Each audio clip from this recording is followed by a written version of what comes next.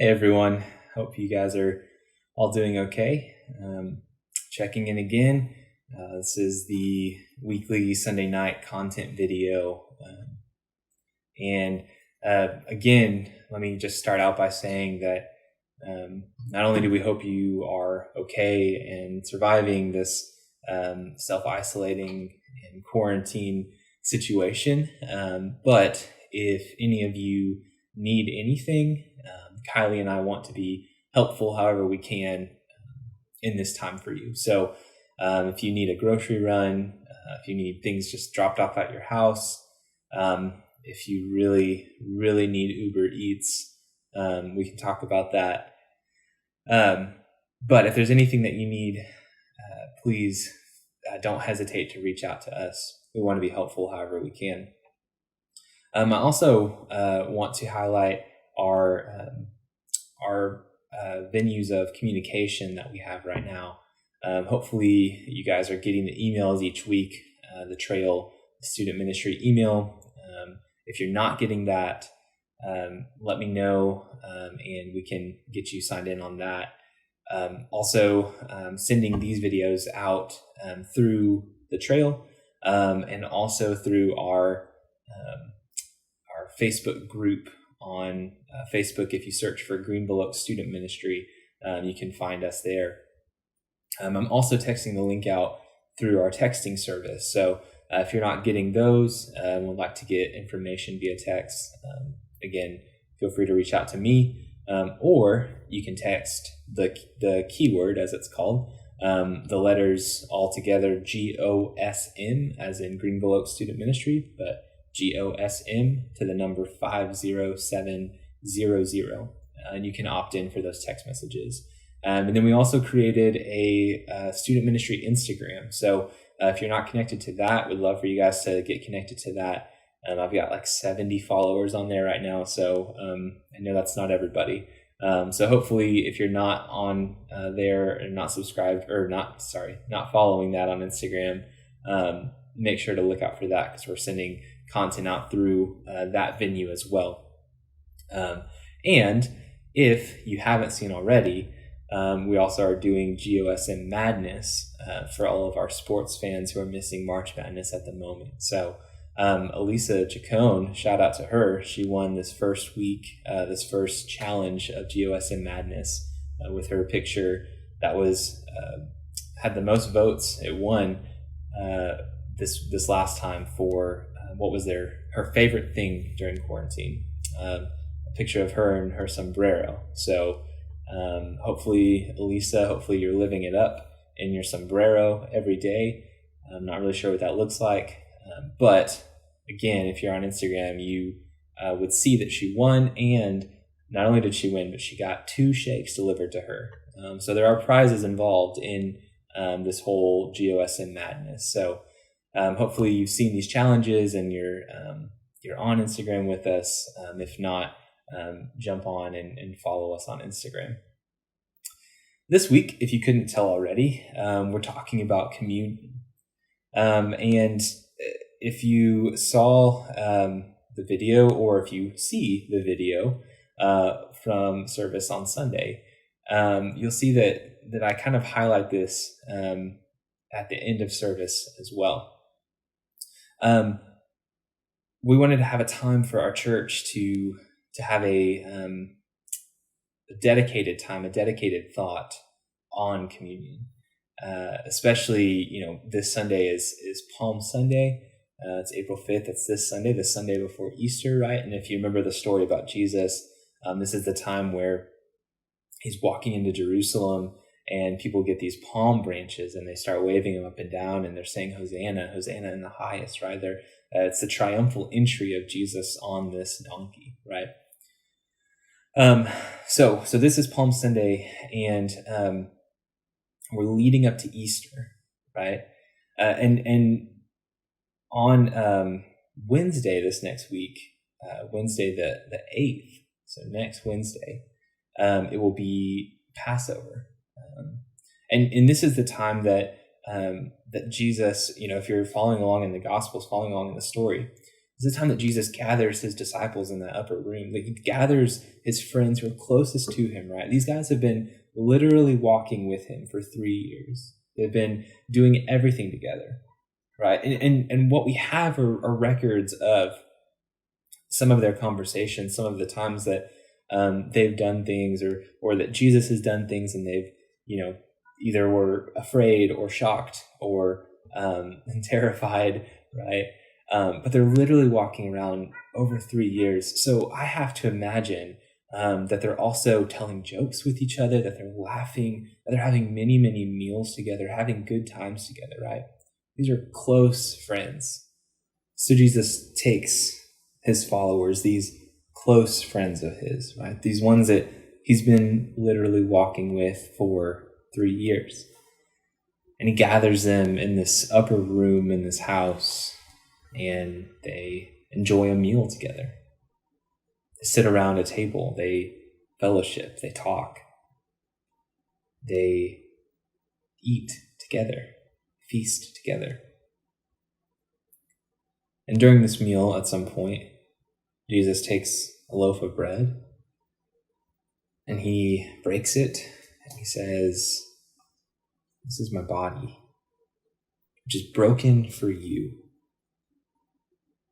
He passes it around and they all eat from it. And he takes a glass, a cup of wine, and he says, "This is my blood, which is poured out for you. Take and drink." And they all drink from it. And I love that this practice is centered around a table, centered around a place where people gather for fellowship, for eating, for laughter. One of the things that I love about the image, the idea, connecting communion with a table, is that at a table, everyone has a seat, right? In fact, this very table that I'm sitting at, some of my fondest memories have been at this table. At this very table, we gather with family or with friends, even with some of you. Some of you have sat at our table before. And some of my favorite times are on dinner at the Raspberries nights, where we try to see how many chairs we can fit around our table. I love crowding this table with people, with family, with friends, with you guys, with all of you. Because there's something about being at a table where you're seated together, where you're in a circle, looking at each other, talking with each other, laughing with each other. There's something warm there. There's something good about that. And so I love the idea, the imagery of table with communion. I think this points back to one of the key focuses for our student ministry and our vision, right? To be and to belong. We as humans need to belong. We belong to organizations, we belong to clubs, we belong to unions, we belong to teams. We have a need to belong to things that are bigger than ourselves because we have a desire to be loved.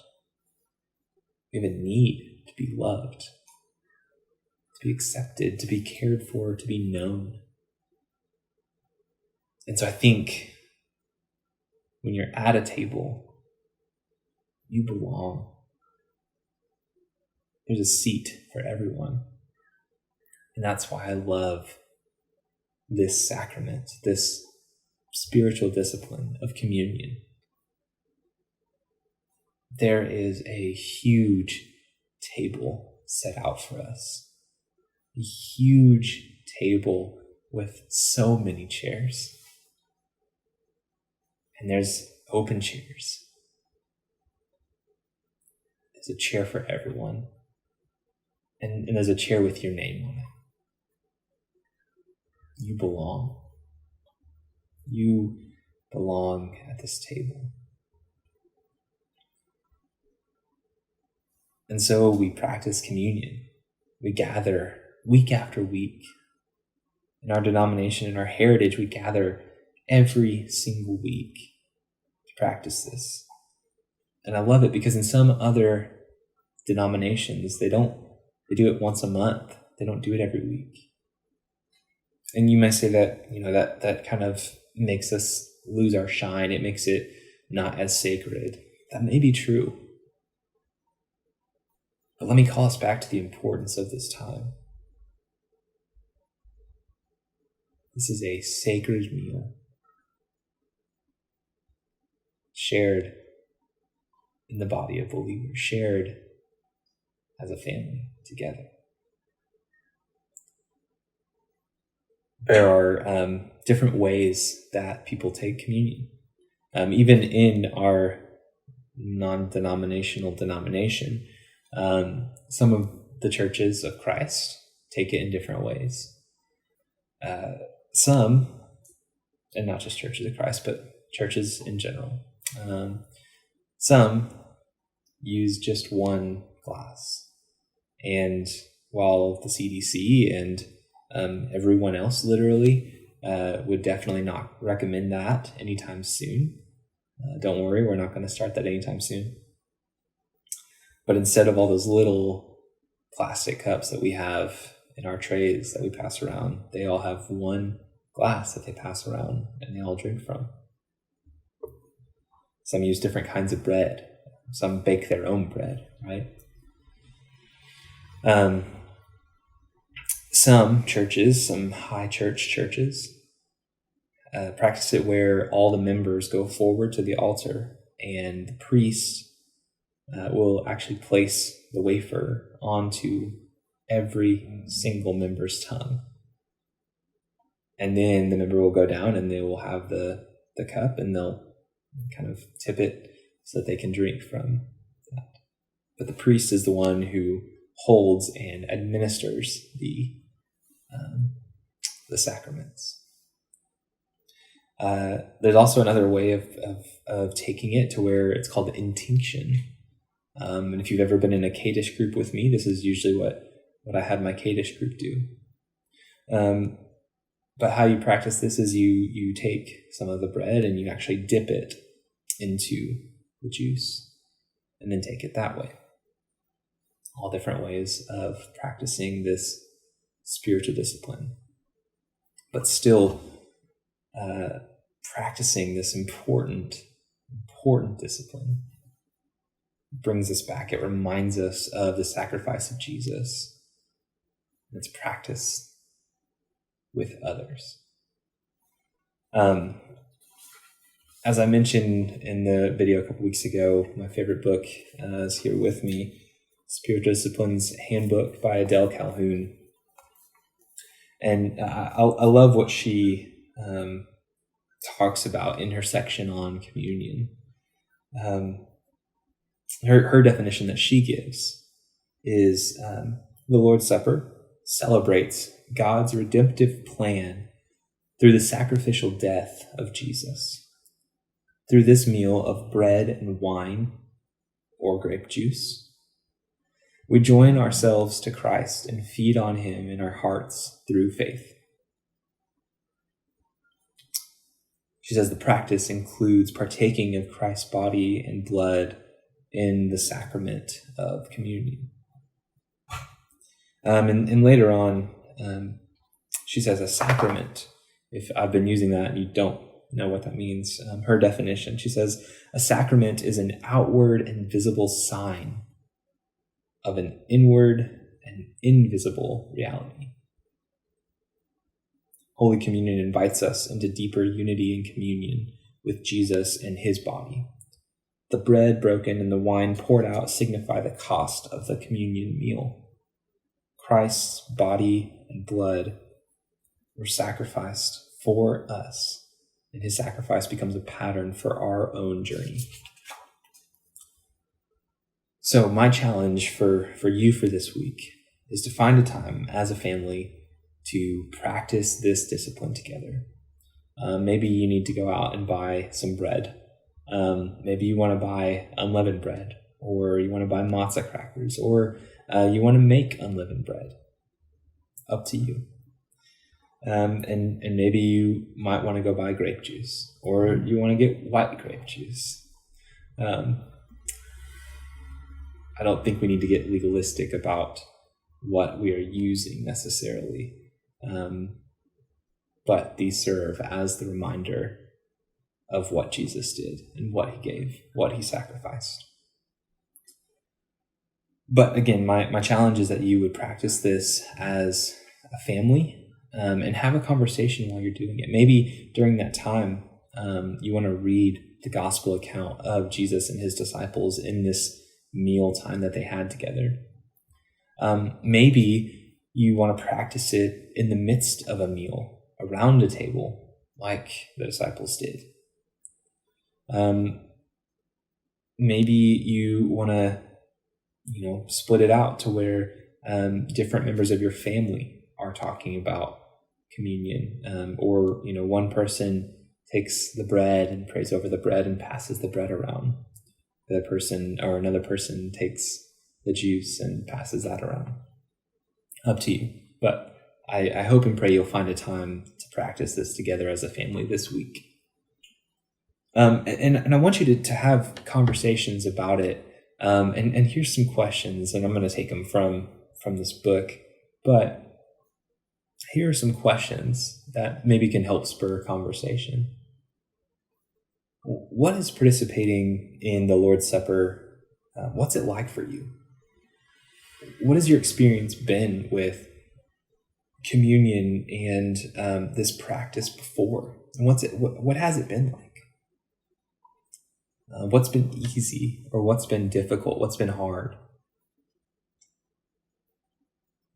Have you ever participated in a Lord's Supper at a church where the custom is different from your own, or it doesn't look like this, or maybe it looks like this and not what we do on a typical Sunday morning?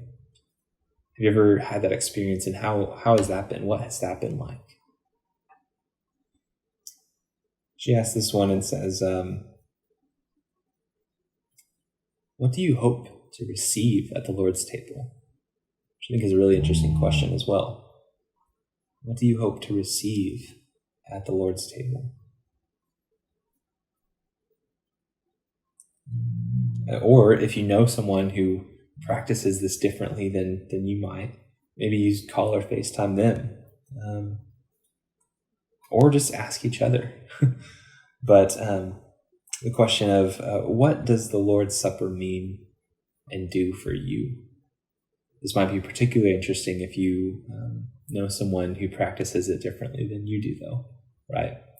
As it might spur on more conversation. I hope and pray that you guys are able to find a time to do this together as a family.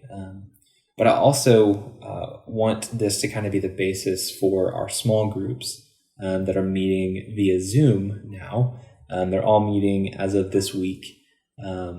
So, do this as a family, practice this as a family, have these conversations. I think it's awesome that there's time and space for these conversations to happen as a family. But I also want our small group leaders to come back to this when we meet as small groups over Zoom, and talk about the experience, talk about how communion has been in the past, what your experience has been with that, but also what was this experience like with your family. So I hope and pray that you're able to get to practice this together this week, this spiritual discipline of communion, of the Eucharist. And again, if there's anything that Kylie and I can do in the meantime to be helpful, even if it's calling or FaceTiming or texting, then please don't hesitate to reach out to us. We want to be helpful however we can in this time. So until next week, We love and miss seeing all of you guys, and hope that everyone is surviving and well. And again, if we can be helpful, please let us know. We will talk to you later.